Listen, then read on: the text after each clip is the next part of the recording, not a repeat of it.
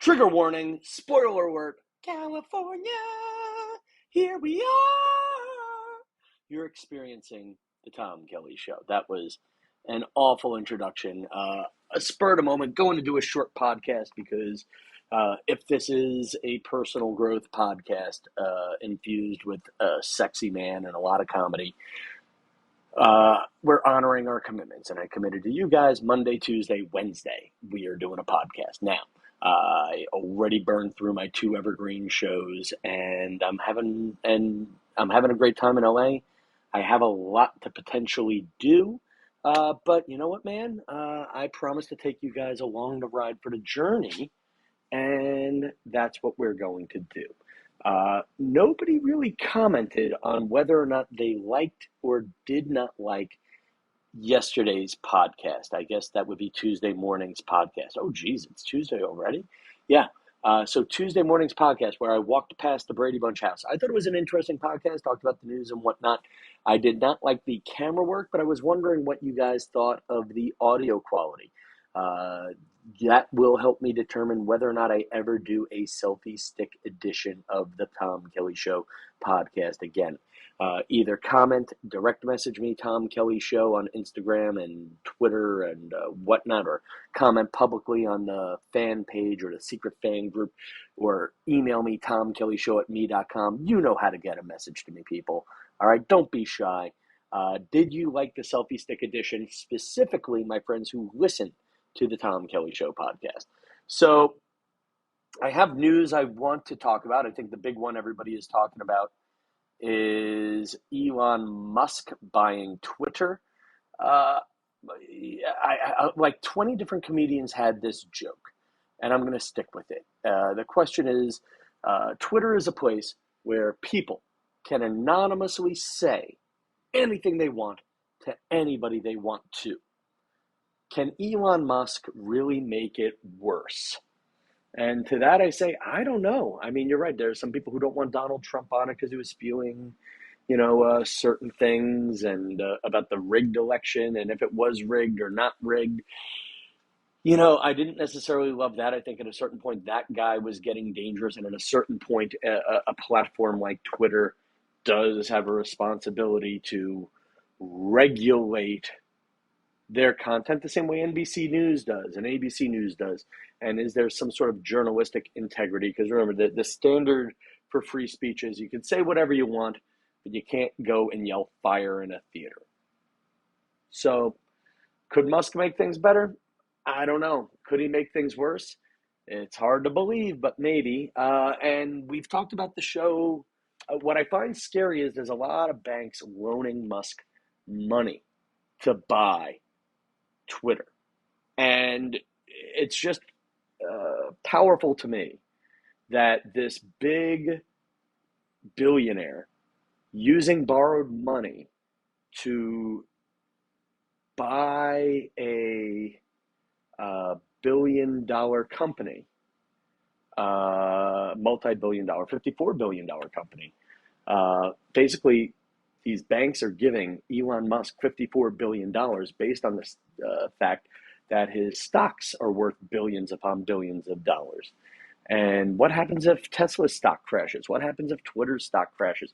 And that movie or the Apple TV series We Crashed is about that, and how a lot of regular people and regular banks all got stuck holding the tab while the guy who invented WeWork lived a billionaire's life. And at the end of the day, the punchline of the movie was, who is smarter? The man who wins in the end, the man who is smarter or the man who has is more charming? And the answer is C. It's a trick question. Whoever has all the money wins. Well, geez, this guy who created We Crashed wound up with all the money when everybody else's value went into the toilet. So that's the big thing that I find crazy is Twitter really worth $54 billion? I mean, at this point, Twitter is like write a sentence, say whatever the hell you want. Why can't we all pool our money and create a new Twitter? We'll call it Tomter, Twit-Tom. I don't know. There's something there. I've been joking for a while. Hey, at this point, if I had $54 billion, I'd buy OnlyFans. and I would just make all the supermodels send me the pictures first. That's my $1 billion purchase. Or I would, or you know what I would do with all the money? I would take the $54 billion and give scholarships to all the dirty people posing naked on OnlyFans.com. That's my solution to save America right there. By the way, beautiful day in California. I should be out seeing something and doing something, but no, I'm podcasting with you, audience, for the next few minutes. So you make sure you share this damn podcast. Oh, mid-show commercial for fun, Kelly Banks Cakes. If you need brownies for some form of an event, you want to send somebody a gift, give her a week or two, order at kellybanks.com. She makes the best brownies in the world. She's a pal of Michael Strahan's, and since Michael Strahan's doing me a favor, bringing me out to California, I really, just thinking out loud, there's not much you can do for a rich guy, for a successful guy, for a Hall of Famer, for a guy who seems to have everything. But you know what I can do is be nice to his friends the same way his friends are being nice to me. So kellybanks.com, share the kindness, and I'm going to tell you something, man. Marianne Stell Magic, Laura Sensal both said the treats are amazing. Topics. I didn't take much in the way of photos of it, but I went for a hike this morning in Runyon Canyon. Apparently, it's a scene. It's where you can go to go hiking and see good-looking people go hiking. And you can go almost network there. And the difference between going hiking on Long Island and going hiking out here in California. I'm hiking on Long Island, and you might see the old people, whatever. You see regular people, regular jobs.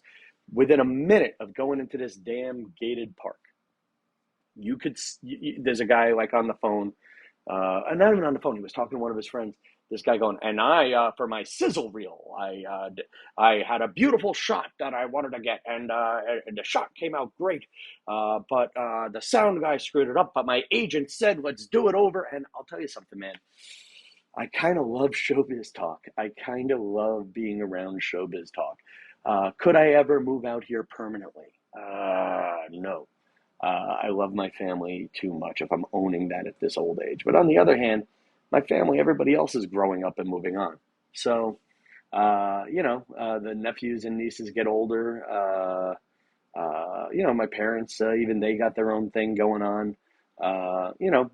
I'm loved, but, and friends, all my friends in Manhattan have all moved away. I have 2 days off before I get really busy. So if I don't podcast tomorrow, forgive me. But for my 2 days off, I made an effort to make the human connection.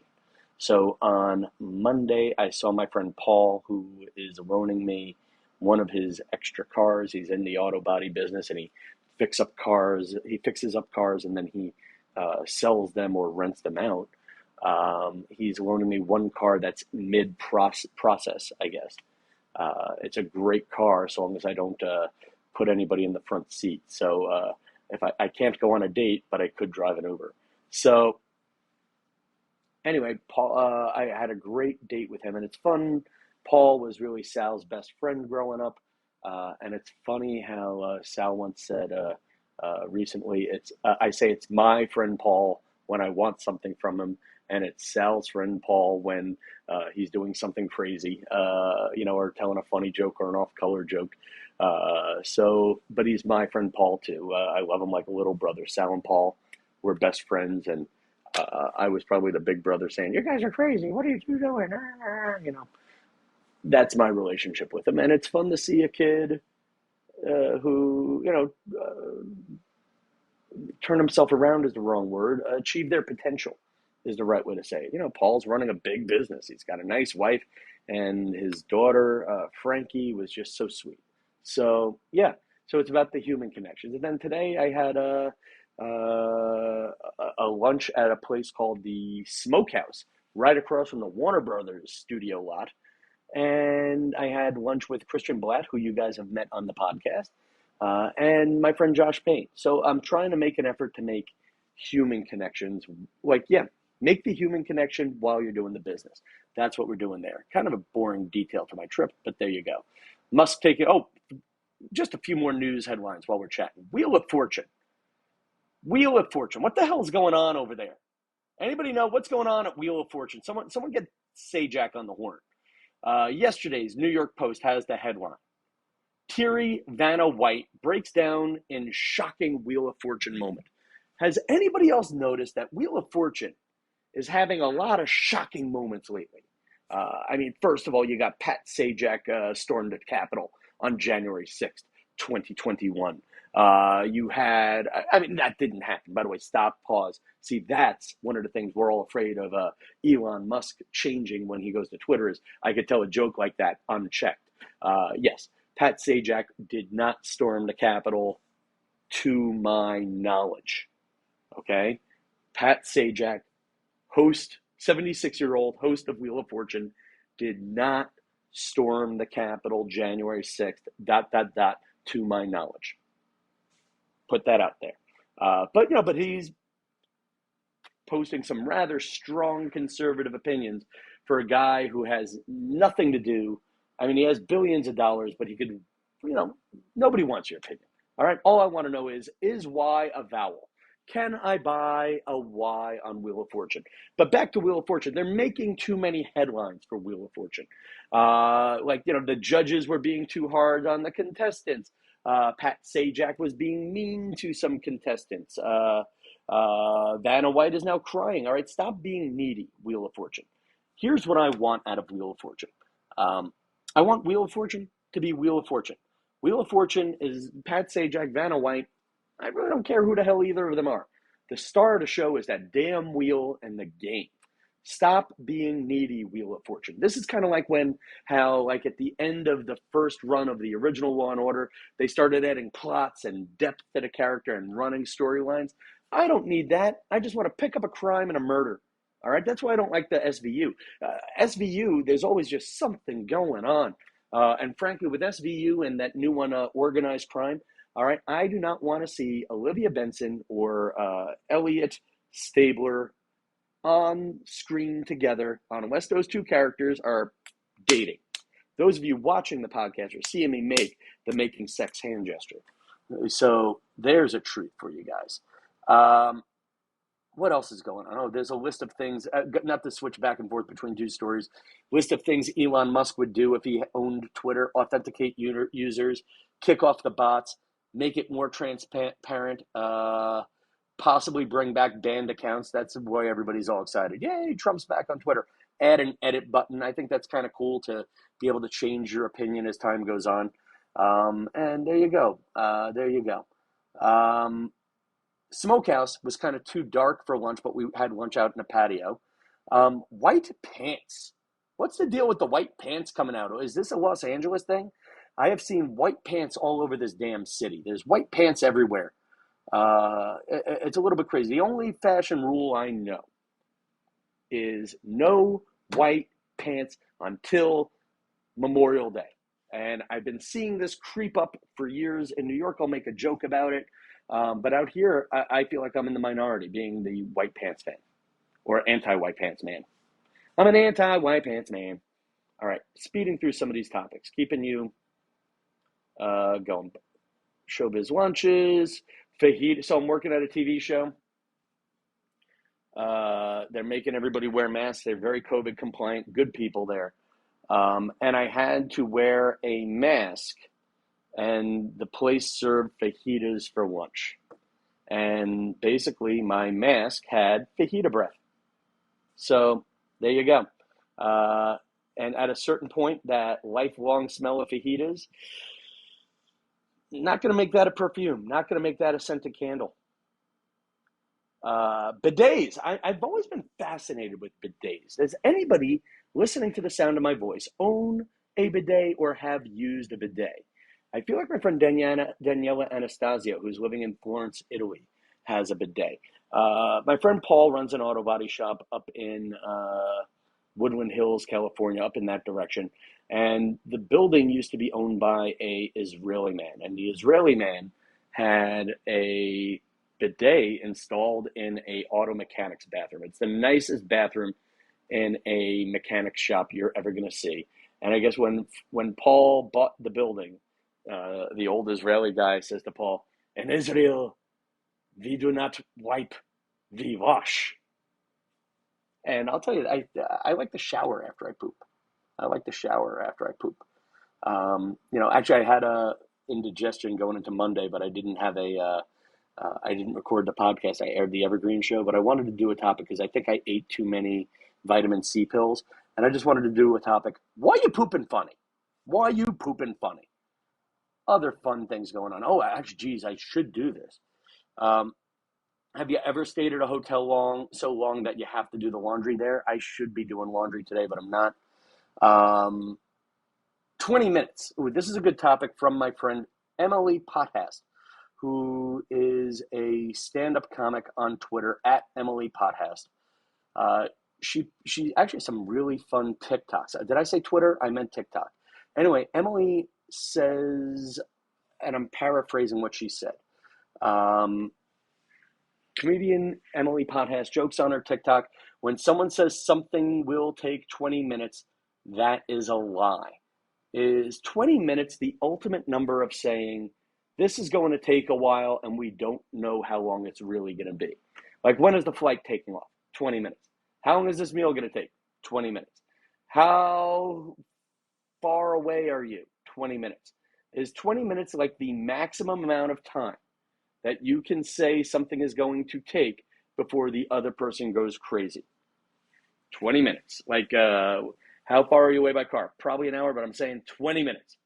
They probably won't check in until 30, and then you just say 20 minutes again, and that buys you another 20 minutes to half an hour. 20 minutes. Not necessarily funny, but a brilliant observation. No, that's not good. No. These are awful. I can't do that one. Okay. My buddy Tim compiled a list. Tim Crumpier, another comedian you all should be following. He's been on the podcast before. He compiled a list of worst safe words, and they're funny. But you know what? I'm going to say one of them is "that tickles" is the safe word. That might be the one clean word. That tickles. I think the rest of you guys just knowing knowing your tastes. Some of them are a little rougher. Worst safe words. Marry me. Other ones. Yeah, I can't do the other ones. Okay, some of these are pretty rough. All right, they're fun but rough. Anyway, that's the story. You know what? We're at 18 minutes. You've got more podcast than you deserve. We will talk more maybe tomorrow, if not next week. And then again, I would love you guys to tell me, did you enjoy the sound quality and video quality of the Walking Through California podcast? Until next time, friends. Anything you like, please. I know I ask this all the time. Share the podcast with a friend. Share the podcast on your social media. And tell a friend if you like it, and tell a family member if you don't. Until next time, good night, Los Angeles.